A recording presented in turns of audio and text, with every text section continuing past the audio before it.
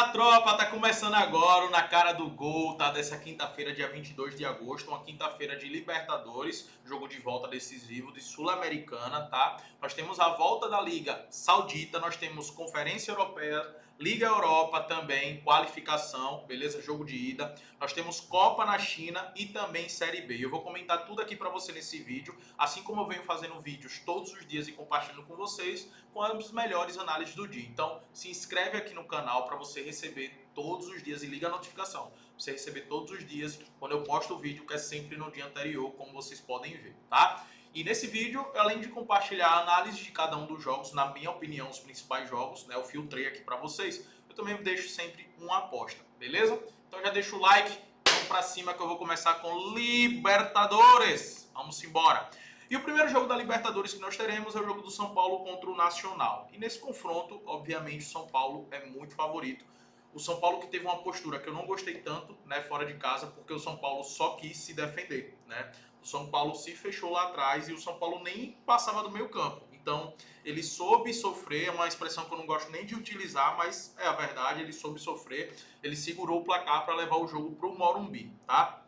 Essa equipe do São Paulo que defensivamente eu gosto bastante, é uma equipe que se defende bem, mas é uma equipe que ainda tem muitas limitações no setor ofensivo. E a perda do Alisson eles sentiram bastante, que era um jogador que apoiava muito lá na frente, né? Fazendo a transição ali do meio campo para frente. Então um time que vem mostrando algumas dificuldades defensivas. Então eu gosto sim de olhar para essa vitória do São Paulo, é um mercado que eu gosto bastante, tá? Mas a melhor opção seria um empate anula para você combinar numa duplinha, tá? Que foi o que eu fiz. Eu fiz uma dupla de empate anula São Paulo junto com empate Cruzeiro. Eu vou comentar já já o Cruzeiro e já compartilhando até um bilhete aqui com vocês. Eu fiz essa aposta porque, por mais que eu acredite na vitória do São Paulo, é um jogo que o São Paulo ainda deixa muito a desejar. A classificação do São Paulo também é uma boa opção, tá? Até porque o Nacional trocou de técnico e desde que trocou de técnico o time não perdeu ainda e é uma equipe muito tradicional. Então, assim, por mais que eu acredite na vitória do São Paulo, é algo que eu vou deixar pro ao vivo. O empate anula, na minha opinião, é a melhor opção aqui pra gente postar, por conta da força defensiva do São Paulo e por decidir, obviamente, no Morumbi.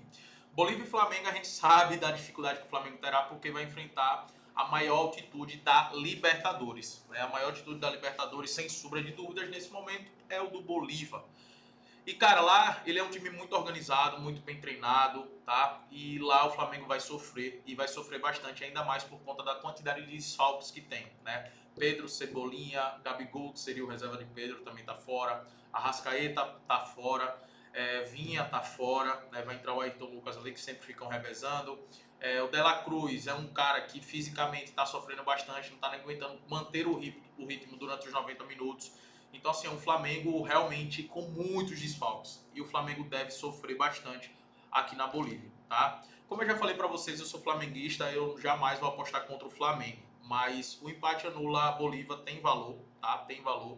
Mas o melhor mercado para se atuar aqui, sem sombra de dúvidas, é um mercado de escanteios.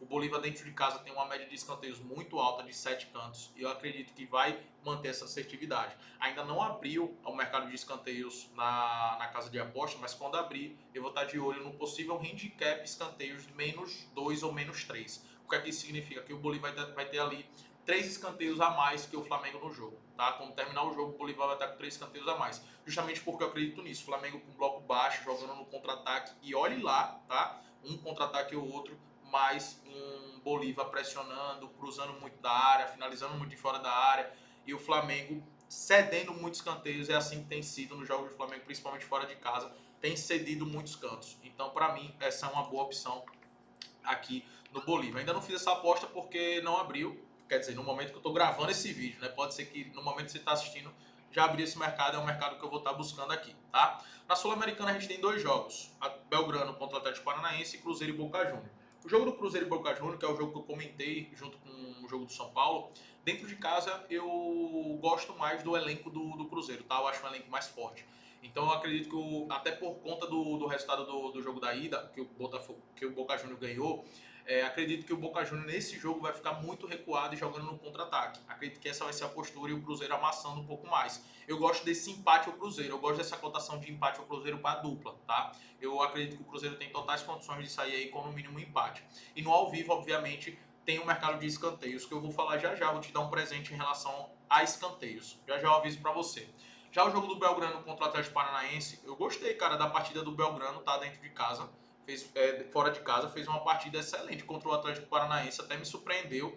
Eu que tinha apostado na vitória do Atlético Paranaense, deu ruim, mas foi no sufoco, tá? O Atlético Paranaense saiu perdendo, virou o jogo, mas ainda sofreu ali no final. Então, assim, eu não descarto, pelo fato de ser um jogo na casa do Belgrano e eles precisam do resultado, seja um jogo aberto e com gols, tá?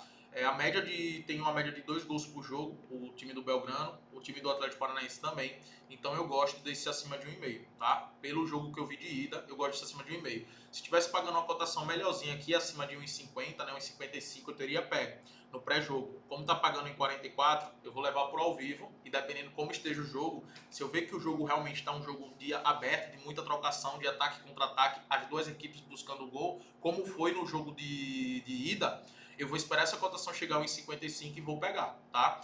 Esse acima de 1,5 porque vale muito a pena pelo estilo de jogo das duas equipes, beleza?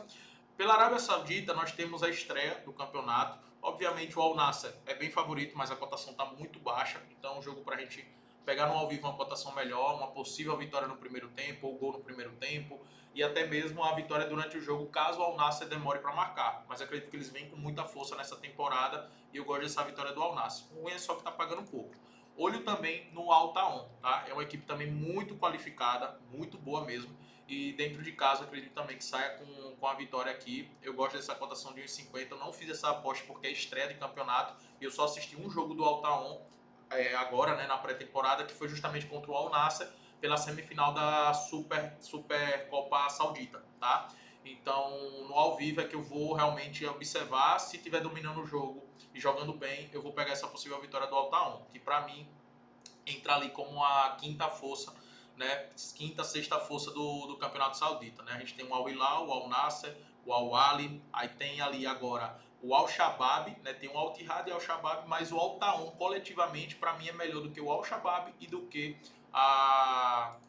o Al Ittihad, né? Coletivamente joga muito bem, porque o Al Ittihad a gente tem o Kanté, né? Tem o Benzema, mas é um time que oscila bastante, tá? Eu coloco aqui vou botar como a quinta força do Campeonato Saudita, o Al Taon, beleza? Pelo campeonato passado, né? E coletivamente mostrou estar muito bem. Na Copa da China, a gente tem o Xangai Shenhua. É um jogo que eles vão jogar dentro de casa. Eu não gosto dessa cotação, para mim deveria estar pagando um pouco mais. Mas eles são favoritos desde que vá com o time titular. Eu vou esperar antes do jogo a escalação. Se eles forem com o time titular, eu vou apostar na vitória do Shenhua, tá? Sem sombra de dúvidas, porque é superior dentro de casa. Inclusive, eles se enfrentaram recentemente e o Shenhua perdeu com um gol. Faltando 30 segundos para acabar o jogo, eles acabaram tomando o gol, né, com 2-1, sendo que estava criando muita chance. Mas dentro de casa, se for com o time titular, eu acredito que deva vencer o Beijing Guoan, tá? Já o Xangai Port, vocês sabem que é a melhor equipe também a aguardar a escalação. Se for com o time titular, sem sombra de dúvidas, eu vou estar de olho na vitória no primeiro tempo do Xangai Port, tá? Se for com o time titular. Tem esse ponto que é muito importante a gente estar de olho, tá? Escalação é tudo aqui na Copa da China, porque no jogo passado eles pouparam vários e vários atletas. Inclusive o Shenhua venceu na prorrogação, só passou na prorrogação, na disputa de pênalti, na verdade. O Xangai não, venceu por 1-0, mas depois que colocou os caras no segundo tempo, os caras titulares, tá? Então a gente tem que ter muito cuidado com a Copa da China, se realmente vão com o time titular.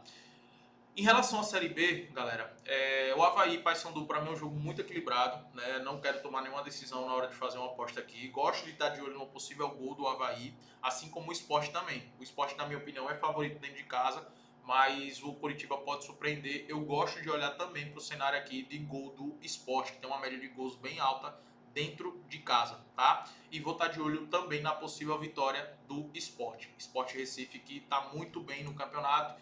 E mais um ano, né, pelo terceiro ano consecutivo, está brigando aí pelo acesso. Hoje está na sexta colocação. 19 jogos, 9 vitórias, 5 empates, 5 derrotas, né, com 32 pontos. Essa vitória é muito importante. Eles estão com 19 jogos, vale lembrar, tá, galera? Então, se ele vencer esses 2 jogos, eles iriam aqui para 38 pontos, estaria justamente junto com o Mirassol. E vai enfrentar o Coritiba, que vem caindo muito de produção, um time que vem sofrendo muitos gols. Então eu gosto de pensar sim nessa possível vitória do Sport, mas é bom a gente dar uma validada no ao vivo. E eu prefiro também pegar ali possivelmente Sport menos 0,25. O que é que significa isso? Em caso de empate, né, a gente perde só metade da aposta. E se o Sport ganhar, a gente tem green, beleza? Caso de vitória. E eu deixei para falar aqui, eu disse que ia dar um presente para vocês, é porque na Conferência Europeia e também na Europa, né, League, a gente tem bons jogos, mas eu não aposto em pré-jogo aqui, tá? Porque acontece muitas zebras e também porque eu acho as cotações bem ruins. Por exemplo, Chelsea Servette. Acredito que o Chelsea ganha, obviamente, mas o Chelsea tá pagando 1,17, pô. É muito pouco, sabe? É muito, muito pouco. Então, para mim, não vale a pena pegar essas cotações de favorito pagando tão pouco, né? Você vê a Fiorentina também, pô, pagando 1,22, tá ligado? Então, assim, é muito pouco que tá pagando. As odds para mim estão bem ajustadas, né? Até abaixo do que deveria estar pagando, né? Por conta de ser início de temporada dessas principais equipes. Então, eu não gosto de atuar no pré-jogo, tá? Eu só atuo no ao vivo. E o mercado que eu sempre atuo, geralmente, é o mercado de cantos, né? E essa estratégia de canto limite, caso o time favorito esteja empatando ou perdendo o jogo, principalmente dentro de casa, né, e eles sabem que precisa fazer o resultado dentro de casa, eu aplico a estratégia do canto limite, que são 3 mercados que eu posso estar utilizando.